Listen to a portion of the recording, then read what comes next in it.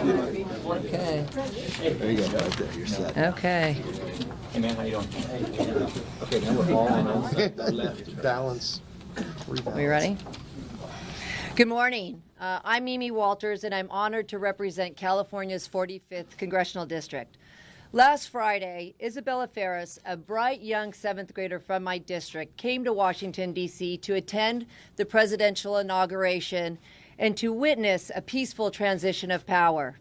Isabella and I had a great time discussing a number of issues, and I was impressed by her drive and her desire to be engaged, especially at a very young age.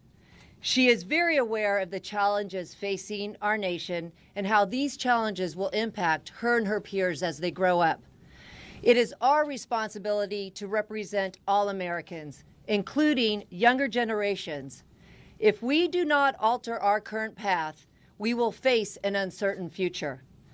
The American people elected a majority of Republicans in both the houses, a Republican president and vice president, and they did this because they wanted to put our country back on the right path. Now we have a tremendous opportunity to implement real solutions for the American people, but it is more than an opportunity. It is our duty. As a unified Republican government, we will produce results for the American people.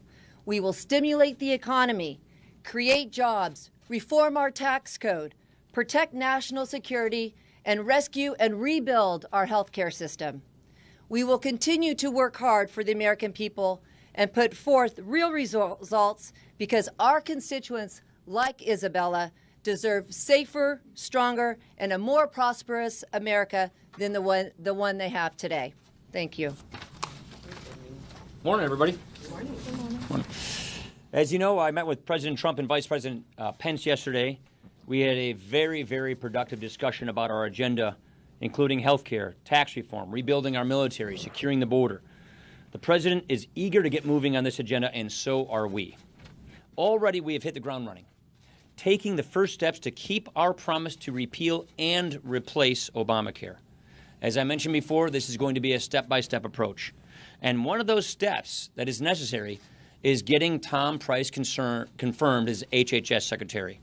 Not only is Dr. Price extremely qualified, but with so many Americans struggling under Obamacare, with the current collapse of Obamacare, we need Dr. Price in place to help deliver relief and stability.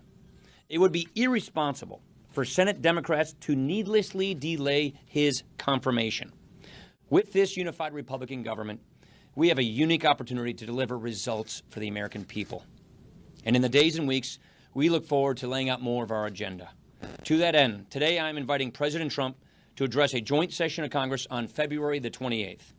This will be an opportunity for the people and their representatives to hear directly from our new president about his vision and our shared agenda.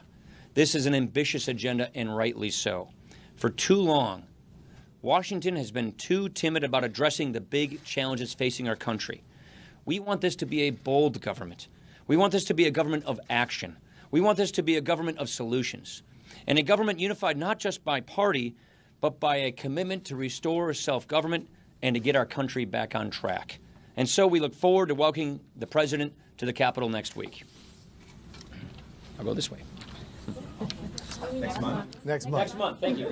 Next month. He comes every day. You know what he meant. He said the date earlier. This is only the second time since World War II, only two other times since World War II, have Republicans had the House, the Senate majority, and the presidency. We understand what the American people have entrusted in us. And I believe yesterday was the right start, where the president invited the House, the Senate, the Republicans, and the Democrats together. It was a start to build the relationship. We talked about the challenges. We talked about the failing system of Obamacare. People talked about, do you just allow the system to fail? No, because the American people, you've got to give them relief. You have to give them a rescue and something much better. You have to have growth for tax reform. And we also talked about infrastructure. I think it was a very good start on a first day. But we weren't the only individuals down at the White House. He had business leaders. He had union leaders. I think that's what you'll see from this administration, bringing others in all across America to have different voices, collaborating together to find a solution at the end of the day. It was a very good first start. Inside the House, we're beginning to work. One, you look at all the regulations that the past administration passed. A lot of people have not written about it. But since the day of the election, the Obama administration had issued 38 major rules. That includes over $41 billion in regulatory costs. Come January 30th, Congressional Review Acts will be privileged. You will see, starting January 30th, 2 weeks on, a number of bills continuing to move to bring relief to the American public and business when it comes to regulatory reform. Yield back. It was encouraging to see President Trump get to work on day one, rolling up his sleeves, to fulfill the promises that he made to the American people when he was elected, to protect American jobs, to focus on getting people back to work in this country, to focus on protecting life, one of our most fundamental frameworks of our Constitution and our founding of our nation. It was encouraging to see the president start restoring our national security and our strength in the world. So when you look at what he's already done, just here as we start day 5 of the President Trump administration, he's already gotten to work to go and fight for the American people and be their voice. And it's refreshing to see somebody actually fulfilling the promises that they made. When you look at what we're going to be doing on the House floor today, making permanent the Hyde Amendment. This is a bill by Chris Smith, something that so many of us have fought for. But if you go back and look for the 40 years plus that the Hyde Amendment has been in place, peer-reviewed studies have showed that 2 million American lives have been saved by the Hyde Amendment.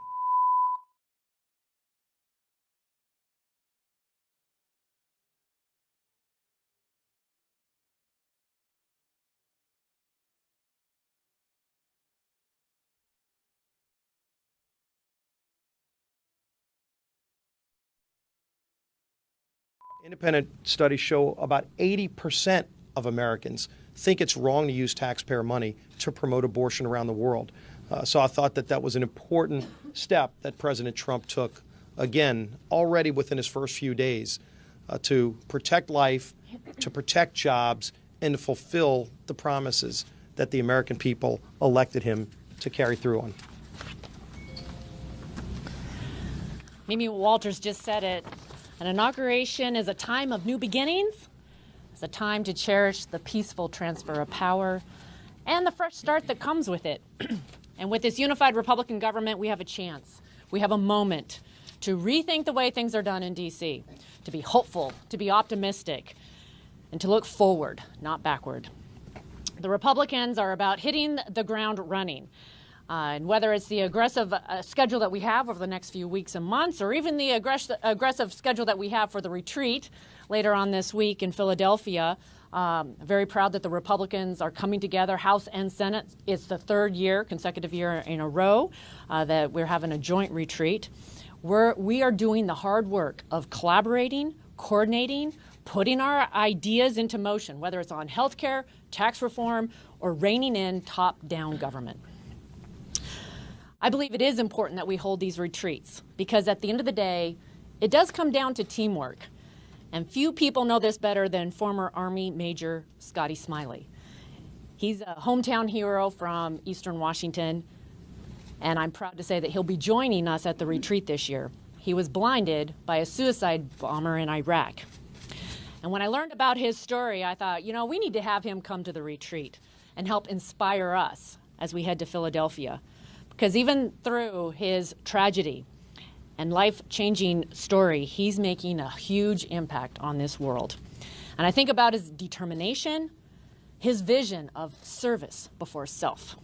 And it's something that we all need to hear. And we need to get to work on restoring the people's voice in this government. Anybody have any questions? I want to ask you about the president's infrastructure priorities and what size package you would be comfortable with, but also when you met with him last night, he again asserted that he would have won the popular vote if it weren't for 3 to 5 million illegal votes. Did you feel the need to correct him, and does it trouble you that he continues to hold a belief like this that isn't based in fact? Look, I've already commented on that. I've seen no evidence to that effect, and I've made that very, very clear. On the infrastructure question, this is something that we will figure out in our spring budget. We will have to carve out the fiscal space necessary for the infrastructure package. We discussed that among many other things last night about our agenda for the first 200 days, and infrastructure is clearly going to be a part of that. And the size of the package will be determined by the fiscal space we create in our spring budget, which means we don't know the answer to that question yet. But our goal is to leverage as much as possible. And our goal is to leverage not just roads and bridges, but pipelines and FAA reauthorization and so many other things. So, infrastructure it involves many different aspects that will create jobs in this country. And so we want to be as expansive as we possibly can with respect to infrastructure. But do you worry that it's going to be hard to work with a president who believes certain things that just aren't? I'm a policy guy. I'm going to sit here and focus on policy, and I'm not going to get into the puts and the takes on all of these things. Yeah. Mr. Speaker, along the idea of policy, yesterday the president told business leaders that if they have either sent jobs overseas or will send jobs overseas, it isn't very clear, it seems, what would be the defining line there, that they would face a 35% border tax, as he called it, for importing goods back in, or importing goods into the United States. What's your feeling about it? Well, there's a difference between a tariff and border taxes, so I'm not sure if you're getting the phrase correct. But we believe that comprehensive tax reform is going to solve this problem in many ways. So as a former chairman of the Ways and Means Committee, I can clearly tell you that the current tax system we have incentivizes businesses to go overseas.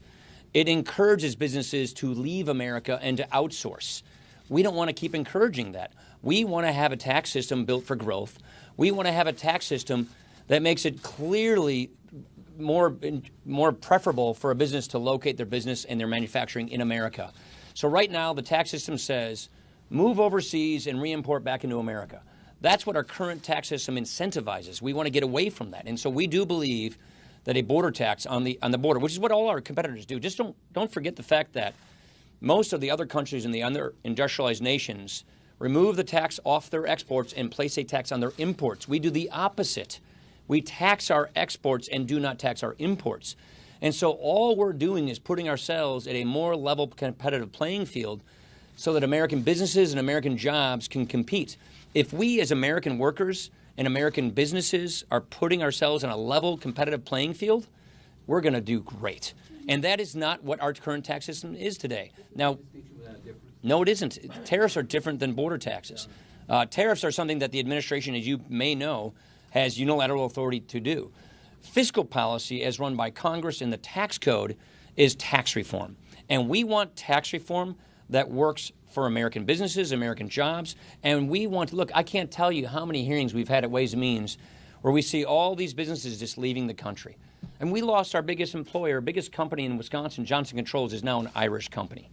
Miller is an Irish company. I mean, I don't know, they're Belgian, I think. We're losing our seed corn. And so we've got to fix this tax system, which is pushing jobs and businesses overseas. And this is something that we think is clearly going to get our system reset so that American jobs and American businesses and American companies stay in this country and produce more economic growth and jobs. Yeah. Following up on tax reform, your better wage and revenue reform, is that where you guys are going to be? It is. We've been working off of that. That's been our blueprint. We're working off the blueprint here in the House. And it is that blueprint is revenue neutral. It's designed to be revenue neutral, and that's what we're working off of. Thank you. Appreciate it. You got me going on tax reform.